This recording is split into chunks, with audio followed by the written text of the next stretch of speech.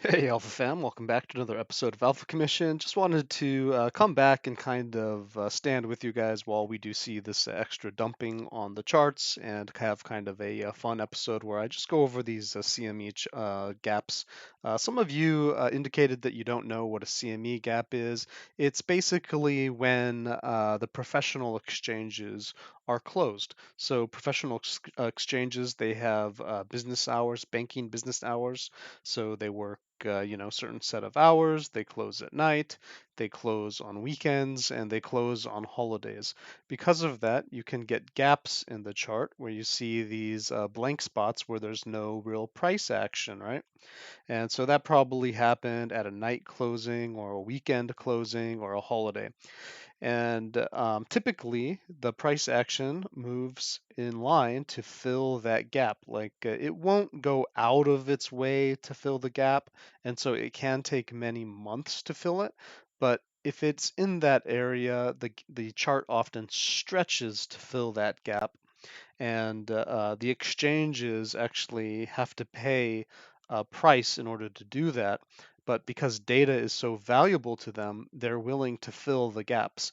And so CME gaps are often incorporated into trading strategies, but they shouldn't be your only trading strategy.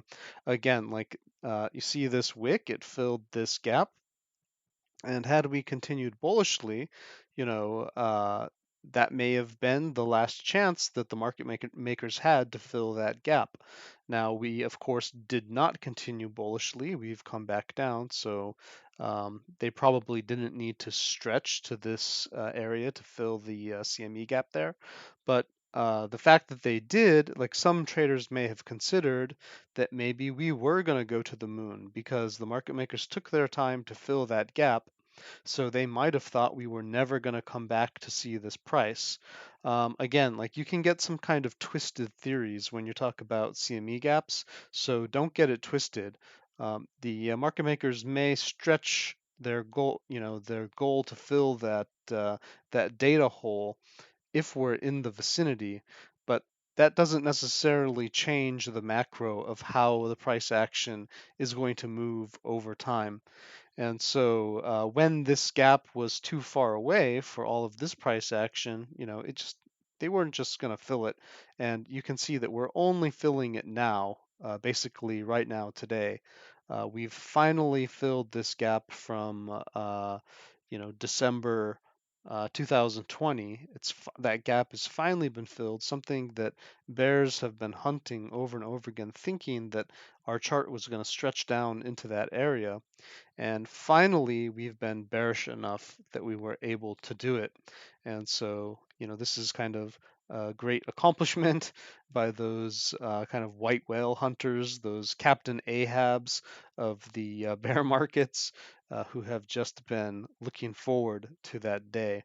I'm going to go ahead and color that gap a little bit darker to indicate that it has been filled sufficiently enough that we don't need to think about price stretching in that area. However, we do have to consider that in our path down here, we actually opened up a CME gap over here, and we opened up a CME gap over here. And so price action may eventually come back up to fill these areas. And that's kind of a good sign that they didn't stretch to fill that, because it just indicates that maybe they believe that we will be revisiting these areas at some point, reasonably soon. I mean, obviously it could take a year or even 2 years, but at least the market is considering that we have the potential to fill that. We did fill this quarter day gap. It was just a small one on our way down, but again, we moved so fast we opened up a new one.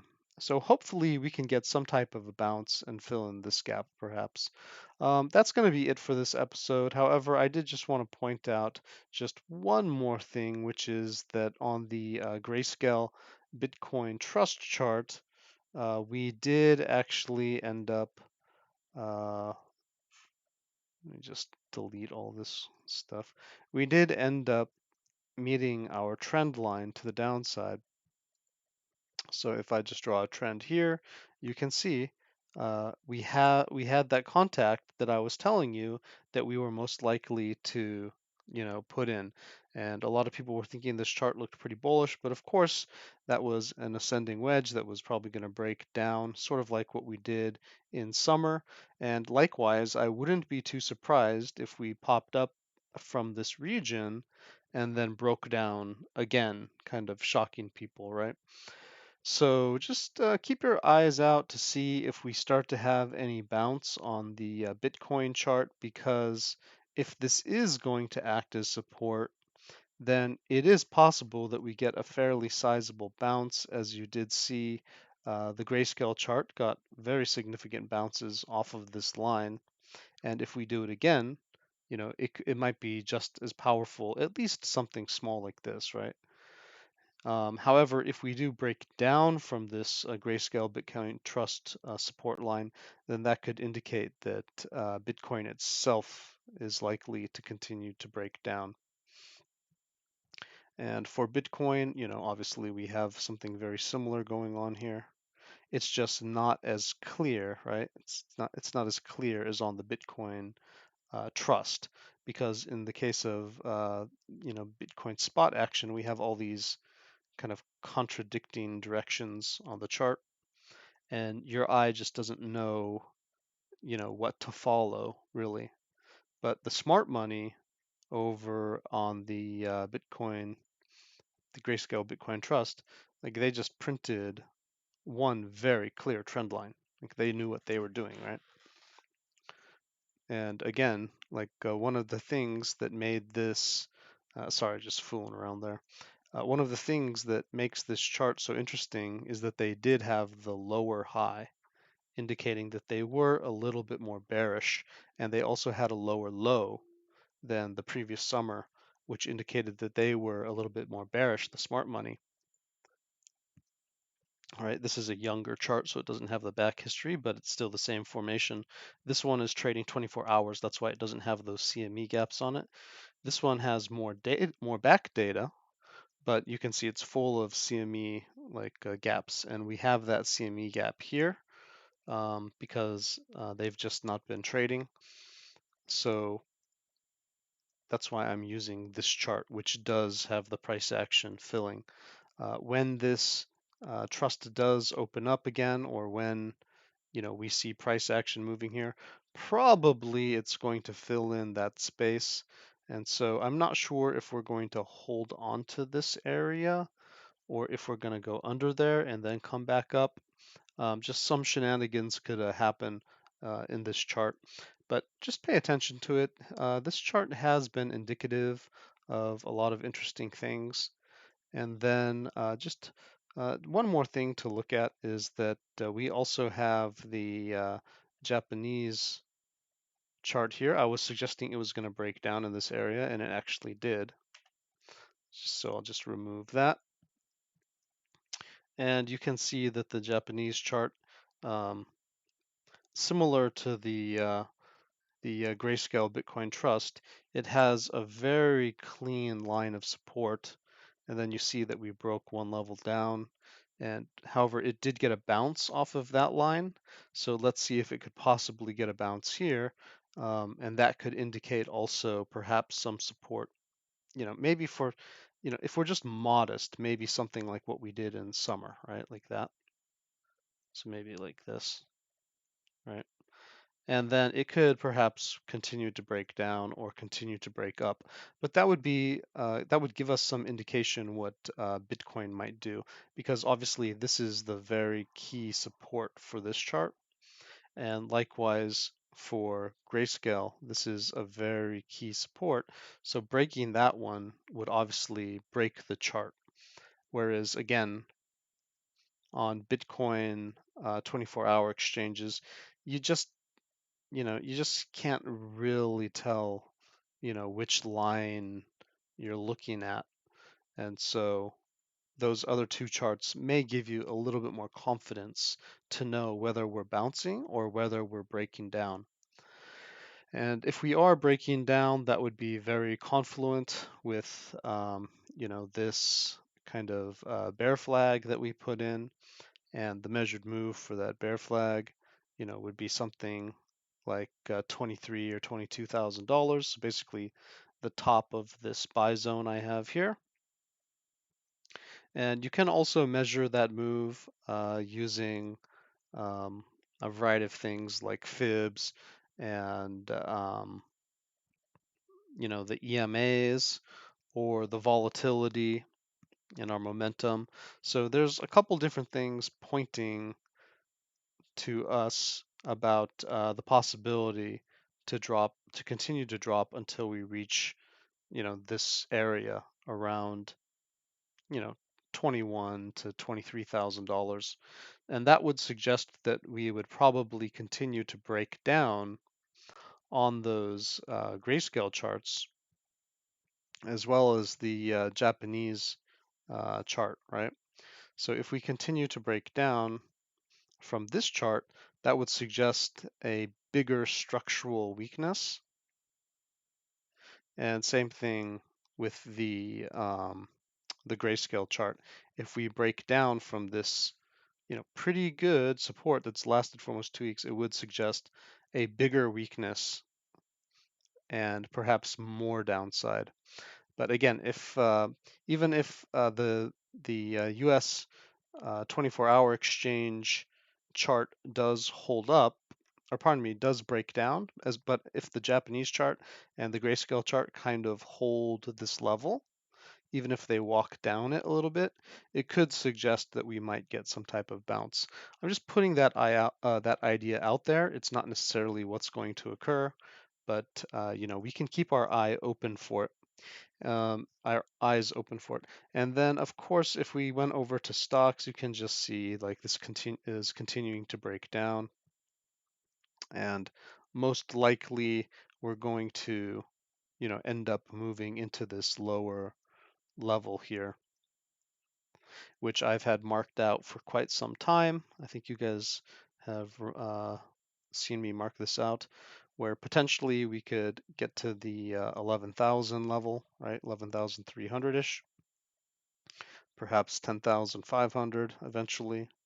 And then I would personally hope no lower than that mid 9,000 area, because we're going to have a significant amount of weakness on the charts if we do end up breaking there. Just a lot of things will lose structure. And that's related to money, loans, and things like that. Let's see, just quickly, let's go over the volatility has been just spiking up. Oh, wow, we had a jump.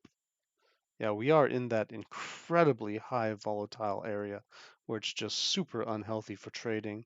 You can see it just had like a quantum leap in where it jumped to. It didn't even bother filling in this area. So, we're once again headed towards that 40 level. And as I had suggested to you, if we do end up tapping that 40 level, or around there, it could indicate a bottom, because it's unlikely to get, much higher than that area without something, really catastrophic happening. Of course, something catastrophic can happen, and a lot of businessmen are looking for that kind of quote unquote cleansing effect of getting like 40 to 50 on the VIX, the volatility index, but it doesn't have to go there, okay? Like just topping out in this area, like here, right, is pretty good, right? Like you don't actually have to get above that line. We've gotten just around like 37 many times, and then we come swooping back and have some, months of nice trading. So that was actually the bottom around this 30 to 40. And again, like 40 to 50 was just like death, market death, basically, right? So hence the red line up here. And again, if we ever return sub 20, that's just really easy trading, just like a Goldilocks zone. But it's hard to see, but if you really zoom in, you can see that we have just gone to this hellish level. It skipped this whole area and just went right here. To the dollar, the dollar just continues to scream up. We had a respite for a little while. That's how we had that kind of pump and stability for a while, for about a month of stability. But of course, the dollar is screaming back up, and it does look really bullish, right? It looks like it wants to continue to keep going. And so this could suppress markets for quite some time. It's not being limited in this area. It is breaking through. This is a breakthrough. And can we see anything on the chart here?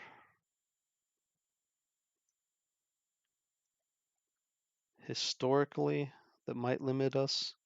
Not really until about 106, right? 106, 108. Then, we might start to feel some, pretty strong resistance. There's some, there's some action in this area. So it might not be the fastest moving thing. It might move very slowly, but you could potentially see the dollar even going to 108 before it considers to, reflect, right? Like right here at 107.5, it, it bounced down. Same thing around here, around 104, pardon me, 106.5. And so that would suggest some pretty bad trading for a while, okay, as the dollar kind of suppresses markets, along with that skyrocketing volatility, okay. All right, guys, that was your alpha for the day. Stay safe and happy trading.